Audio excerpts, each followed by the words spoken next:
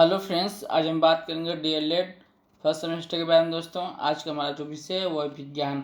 हम लोग विज्ञान के जो अति लघु उत्तरीय है उस प्रश्न के बारे में चर्चा करेंगे। ठीक है, मैंने वही प्रश्न लिए जो अक्सर एग्जाम में पूछे जाते हैं।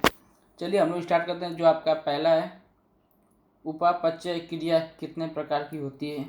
ठीक है, तो आपके जो उपापचय क्रिया ये दो प्रकार की होती है। पहला अपचय होता है, दूसरा उपचय होता है। ठीक है, अगर आप मेरे चैनल पर नए हैं तो मेरे चैनल को सब्सक्राइब भी कर लीजिए। दोस्तों, मैं आप लोगों के लिए ऐसे वीडियो बनाता रहता हूँ। एक और प्रश्न, हमारे शरीर में कितनी ज्ञानेंद्रियाँ पाई जाती हैं, उसका नाम लिखिए। तो हमारे शरीर में कुल 5 प्रकार की ज्ञानेंद्रियाँ पाई जाती हैं। पहला आँख है, दूसरा कान, नाक, जीभ और त्वचा। ये 5 ज्ञानेंद्रियाँ हमारे शरीर में पाई जाती हैं। एक और प्रश्न, जलीय पौधे के तने व पत्ती की एक एक विशेषताएं लिखिए। जो जलीय पौधे हैं उनके तने व पत्ती की विशेषताएं। चलिए इसका उत्तर हम लोग देख लेते हैं। जलीय पौधे के तने व पत्ती की एक विशेषताएं निम्नलिखित हैं। चलिए इसका देख लेते हैं। कुछ जलीय पौधे के तनों में हवादार स्थान होते हैं जिससे वे पौधों को पानी में स्थिर रख सकें। बता रहा है कि जो कुछ जलीय पौधे के तनों में क्या हवादार स्थान होते हैं जिससे वे पौधों के पानी में स्थिर मतलब खड़ा रख सकें। कुछ पौधे की पत्तियां पानी में या पानी के ऊपरी तैरती रहती है, पानी के ऊपर ही तैरती रहती है जिससे वे सूर्य की रोशनी प्राप्त कर सकें। चलिए देखते हैं नेक्स्ट प्रश्न। इसमें प्रश्न पूछा कि सजीवों के प्रमुख लक्षण क्या हैं। ठीक है, तो सजीवों के जो प्रमुख लक्षण हैं, श्वसन करना, पोषण, वृद्धि, उत्सर्जन एवं गति। एक और प्रश्न लेते हैं। इसमें प्रश्न पूछा कि सजीव वस्तुएं किसे कहते हैं। ठीक है, चलिए हम लोग देख लेते हैं। सजीव वस्तुएं वे होती हैं जिनमें जीवन होता है, जिनका निर्माण अत्यंत सूक्ष्म संरचना या इकाई से होता है जिसे कोशिका के रूप में जाना जाता है, जैसे मनुष्य, पौधे, कीड़े, पक्षी, जानवर, कवक, बैक्टीरिया, शैवाल, प्रोटोजोआ आदि। ठीक है, एक और प्रश्न देख लेते हैं। इसमें पूछा कि निर्जीव वस्तुएं किसे कहते हैं।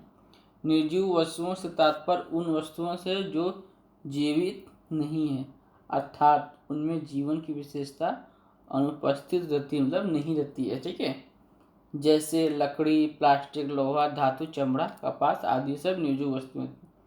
एक और प्रश्न इसमें पूछा कि प्राकृतिक वस्तुएं किसे कहते हैं। तो प्राकृतिक वस्तुएं इससे किसे कहते हैं, इसका उत्तर हम लोग देख लेते हैं।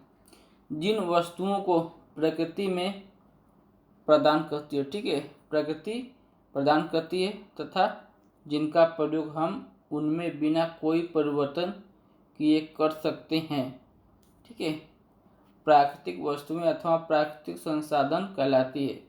प्राकृतिक वस्तुएं जैसे मिट्टी, पेड़ पौधे, खनिज, सूर्य, चंद्रमा आदि ये सब प्राकृतिक वस्तुएं हैं। एक और प्रश्न देख लेते हैं, क्वेश्चन नंबर 8। प्राकृतिक वस्तुओं का वर्गीकरण कितने भागों में किया जा सकता है। जो प्राकृतिक वस्तुएं हैं इसका वर्गीकरण आप कितने भागों में कर सकते हैं। चलिए उसका उत्तर हम लोग देख सकते हैं। प्राकृतिक वस्तुओं का वर्गीकरण 2 भागों में किया जा सकता है। पहला है समाप्त न होने वाले वस्तुएं, जैसे वायु हो गया, मिट्टी हो गया, ऊर्जा हो गया, ये सब क्या है, समाप्त नहीं होने वाली वस्तुएं प्राकृतिक में। दूसरा समाप्त होने वाली वस्तुएं, वन, जीव जंतु, खनिज, जल, कोयला एवं पेट्रोलियम आदि। चलिए नेक्स्ट प्रश्न देखेंगे कि मानव निर्मित वस्तुएं किसे कहते हैं। जो मानव के द्वारा निर्मित की गई वस्तुएं, जिनका निर्माण मनुष्य द्वारा स्वयं अपनी बुद्धि एवं कौशल द्वारा किया जाता है, जैसे कंप्यूटर हो गया, मकान, गाड़ी, साइकिल, साबुन, कपड़ा, उर्वरक, रेशम, कांच, प्लास्टिक। ठीक है, ये सब होते हैं।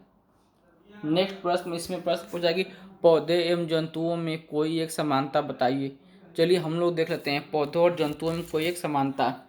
पौधे एवं जंतु दोनों सजीव प्राणी होते हैं। जो पौधे एवं और जंतु क्या होते हैं, दोनों सजीव प्राणी होते हैं। वे भोजन, श्वास, वृद्धि, गतिशील, पुनरुत्पादन करते हैं तथा अपने वातावरण के साथ वो प्रतिसंवेदनशील होते हैं। चलिए देखते हैं नेक्स्ट प्रश्न। इसमें प्रश्न पूछा है कि मानव जीवन में पौधों का महत्व क्या है, उसको स्पष्ट कीजिए। पौधे मानव जीवन का अभिन्न अंग है। पौधों के बिना मानव जीवन संभव नहीं है, क्योंकि ये जीवन का मूल आधार है। प्रकाश संश्लेषण की क्रिया में पौधे ऑक्सीजन निकालते हैं। प्रकाश संश्लेषण की क्रिया में क्या करते हैं? पौधे ऑक्सीजन निकालते हैं। यही ऑक्सीजन हमें वातावरण से प्राप्त होता है, जो हमारे जीवन का मूल आधार है। ठीक है, मतलब प्रकाश संश्लेषण की क्रिया में पौधे ऑक्सीजन निकालते हैं। ये हमारे जीवन के लिए बहुत ही महत्वपूर्ण है, जिससे हम लोग सांस लेते हैं। पौधे और जंतु पूरी तरह से जीवों के अलग अलग रूप हैं। पौधे और जंतु क्या है? पूरी तरह से जीवों के अलग अलग रूप हैं, और उनके पास अपना अलग अलग अस्तित्व भी है। पौधे और जंतु कई तरह से एक दूसरे से भिन्न होते हैं। ठीक है, पौधे और जंतु कई तरह से एक दूसरे से क्या होते हैं? भिन्न होते हैं। एक और प्रश्न इसमें पूछा है कि पौधों में अनुकूलन कितने प्रकार से होता है? तो 2 प्रकार से होता है। पहला है संरचनात्मक अनुकूलन, दूसरा है व्यवहारात्मक अनुकूलन। नेक्स्ट प्रश्न इसमें पूछा है कि पौधीय, ठीक है, अनुकूलन के 2 क्षेत्र बताइए। पहला है मरुस्थलीय क्षेत्रों में पौधीय अनुकूलन, दूसरा है प्राकृतिक मैदानी क्षेत्रों में पौधीय अनुकूलन। एक और प्रश्न इसमें पूछा कि अनुकूलन का क्या तात्पर्य? अनुकूलन का तात्पर्य क्या है? चलिए इसका उत्तर हम लोग देख लेते हैं। अनुकूलन वह विशिष्ट गुण होता है जो किसी पौधे या जंतु को किसी विशेष जगह या निवास स्थान में रहने का योग्य बनाता है। ठीक है, रहने के उस वातावरण उसके थ्रू अनुकूलन करना। ठीक है, जिस परिवेश में वो रह रहा है। कभी कभी परिवर्तनशील वातावरण के कारण अनुकूलन की कार्य प्रणाली का निर्माण होता है। ठीक है, इसमें तो बता रहा है कि कभी कभी जो परिवर्तनशील वातावरण होते हैं उसी के कारण अनुकूलन का क्या होता है? कार्य प्रणाली का निर्माण होता है। ये अनुकूलन अलग अलग वातावरण के अनुसार भिन्न भिन्न रूप से दृष्टिगत होता है। नेक्स्ट प्रश्न में देखेंगे कि किन्हीं 3 प्राकृतिक वस्तुओं के नाम लिखिए। तो दोस्तों प्राकृतिक वस्तुएं बहुत सारी हैं, लेकिन इसमें जो 3 है वायु, मृदा, ऊर्जा। एक और प्रश्न देख लेते हैं, जंतुओं में अनुकूलन कितने प्रकार से होता है? जो जंतु उसमें पहला है वह शारीरिक अनुकूलन, दूसरा मनोवैज्ञानिक अनुकूलन, तीसरा व्यवहारिक या व्यवहारात्मक अनुकूलन। नेक्स्ट प्रश्न देखेंगे, इसमें प्रश्न पूछा ऊँट में अनुकूलन की विशेषताएं बताइए। ऊँट के बारे में चलिए देख लेते हैं। इसमें पहला है उसका कुबड़ में वसा को संचित करता है। जो कुबड़ नहीं था उसका, उसमें क्या करता है? वसा को संचित करता है। जो शरीर क्या करता है? ऊर्जा प्रदान करता है। सेकेंड आपका ऊँट के पैर चौड़े होते हैं, जिससे वे रेत में आसानी से क्या करते हैं? चल सकते हैं। आपका थर्ड है होठ मोटे होते हैं, जिससे कंटीले पौधे को सरलता से खा सकें। आपका चौथा पॉइंट है ऊँट की त्वचा का रंग रेत की तरह होता है, जिससे वे उसमें छिप सकते हैं। क्वेश्चन नंबर 18 में देख लेते हैं, किन्हीं 5 मानव निर्मित वस्तुओं के नाम लिखिए। तो बहुत सारे हैं, radio projector, voltameter, wire gauge, hand lens. ठीक है, और सारे हैं। आप एग्जाम पूछेगा तो अपने इच्छा के अनुसार लिख सकते हैं। नेक्स्ट प्रश्न है कि सजीव तथा निर्जीव वस्तुओं का जीवन चक्र बताइए। चलिए देख लेते हैं। सभी सजीव का एक निश्चित आयु होती है तथा उसके पश्चात उसकी मृत्यु हो जाती है। ठीक है, इसमें बता रहा है कि हर एक जीव की एक निश्चित आयु होती है और उसके पश्चात उसकी क्या होती है? मृत्यु हो जाती है। इसके विपरीत निर्जीव वस्तुओं में किसी प्रकार का जीवन नहीं होता है, इसलिए ये अप्रचलित हो जाने के बाद भी पुनः नवीनीकरण या पुनः उपयोग की जा सकती है।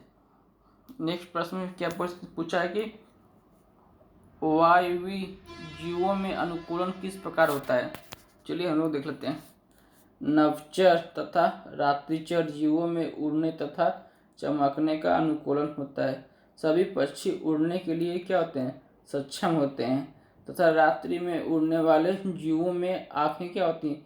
चमकदार या शरीर के पीछे के भाग में चमक होती है, जिससे वे एक दूसरे की उपस्थिति समझते हैं, जैसे जुगनू, चमगादड़, उल्लू आदि। ठीक है, नेक्स्ट प्रश्न देखेंगे। इसमें प्रश्न पूछा है कि डाइंग प्लाइजन टी मेढक की क्या मुख्य विशेषता है। इस एक मोदक होता है, उसकी मुख्य विशेषता चलिए हम लोग देख लेते हैं। ठीक है, डाइंग प्लाइजन टी मेढक शिकारी को चेतावनी देने के लिए रंगीन होते हैं। इनकी उंगली तथा पैर की उंगली ग्रंथियुक्त चिपकने वाली पैडयुक्त होती हैं, जो इन जीवों को चढ़ने में क्या करती हैं, सक्षम बनाती हैं।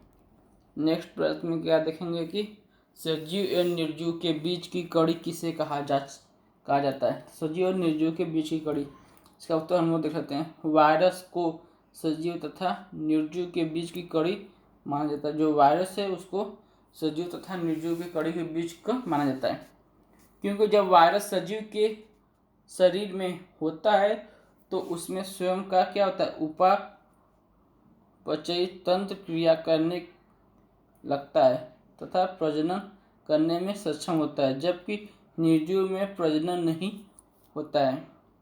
एक और प्रश्न देख लेते हैं। मछली के जल में रहने के लिए कौन कौन सा अनुकूलन अंग सहायक है।